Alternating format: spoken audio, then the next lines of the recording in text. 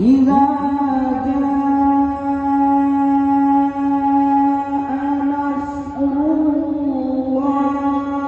والفتح ورأيت الناس يدخلون في دين الله أفواجا فسبح بحمد ربك واستغفره